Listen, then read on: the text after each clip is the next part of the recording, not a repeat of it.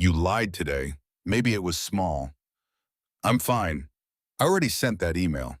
I wasn't even looking at my phone. You probably forgot about it the second it left your mouth. But what if you couldn't? What if the moment those words left your lips, they became real? The email you said you sent actually sent itself. The meeting you said you actually attended it, even though you were home. Your whole life rearranged by your own lies. Sounds like a superpower, right? It's not. This is the story of a man who found out the hard way. Here's a question that sounds harmless at first. What would happen if every lie you told became the truth? Not metaphorically. Literally, you tell your boss you finished the report and a completed report appears on his desk. You tell your mom you already ate and somehow you have. You tell your friend you were stuck in traffic and the cameras on the highway show your car. Every fabrication, every excuse, every half-truth, instantly real. Now ask yourself, how many lies did you tell this week? 10, 20?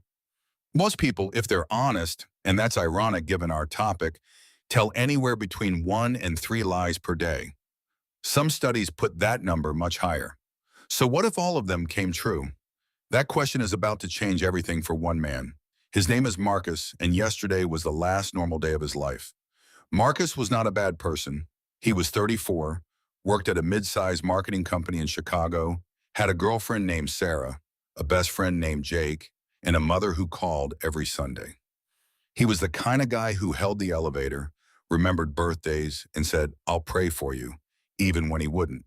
He was also the kind of guy who lied, constantly, casually, like breathing.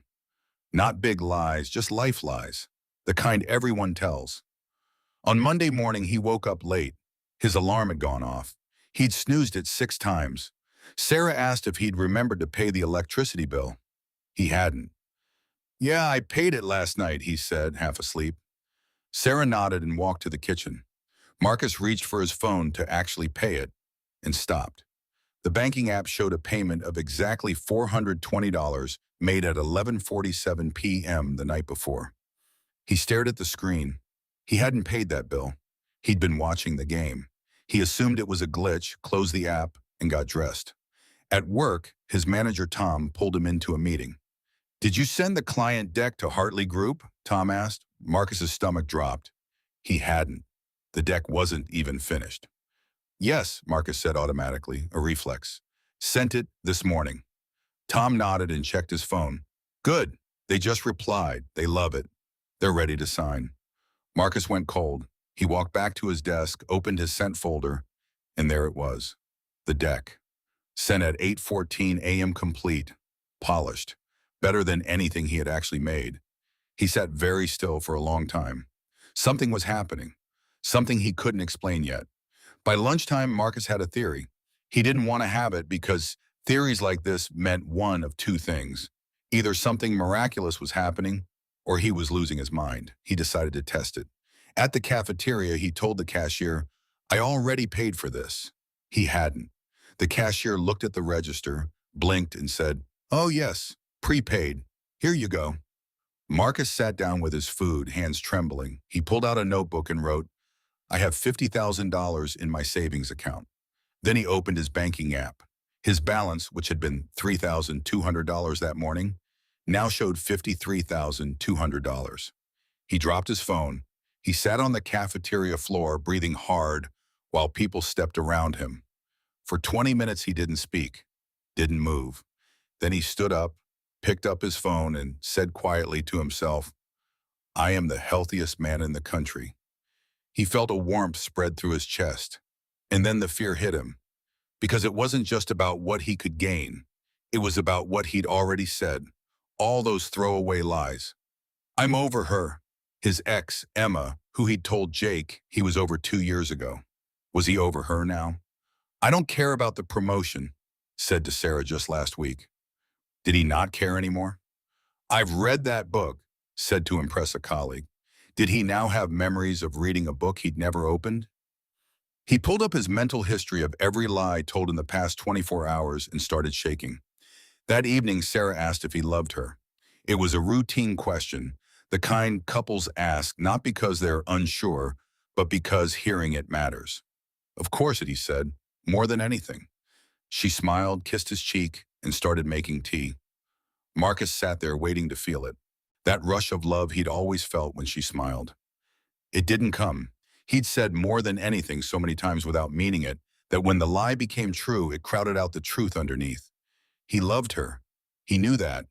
But something was flattened, manufactured, like the feeling had been copy-pasted. He excused himself and called Jake. Jake, something is wrong with me. What happened? I can't explain it.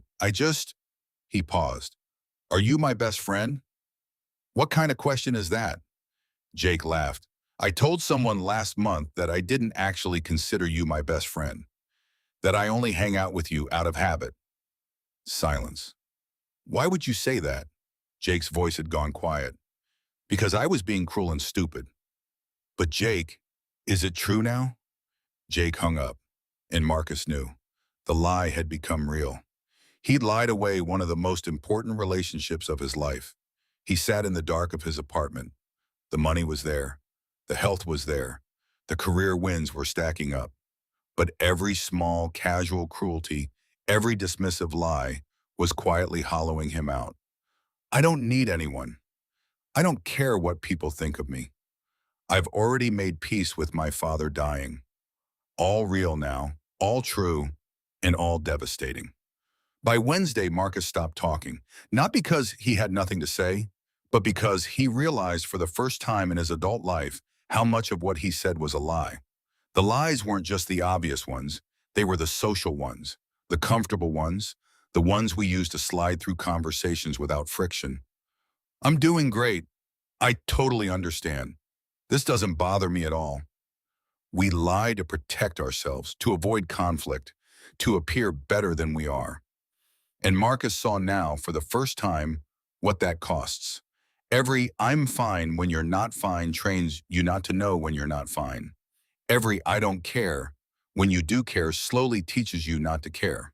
Every "I've moved on" that you haven't builds a wall between you and your own healing. He had literally manifested this. But all of us do it slowly, quietly, over years. We lie ourselves into a life we didn't choose. We lie until the lie becomes the identity. He sat at his desk, opened a blank document, and for the first time in a long time, started writing things that were true. I'm scared of failing. I miss my father. I don't know what I want. I have been unkind to people I love. His hands shook as he typed because truth, real truth, is heavy. Lies are lighter. That's why we carry so many of them. We don't know how the gift, or curse, left Marcus. Maybe it faded. Maybe it became permanent. Maybe he found a way to use it carefully, thoughtfully, only for things he meant. But here's what he said years later when someone asked him about that week. It terrified me because I realized I'd been living inside a story I told myself, and most of it wasn't real. The lies weren't protecting me. They were replacing me. Now here's the part where I need you to pause, not the video. I mean actually pause inside your own head. What lie have you been telling so long that it feels like the truth? I'm not creative. I'm bad with money. People don't really like me. I don't deserve better. You've said these things, maybe not out loud, but in your head, daily.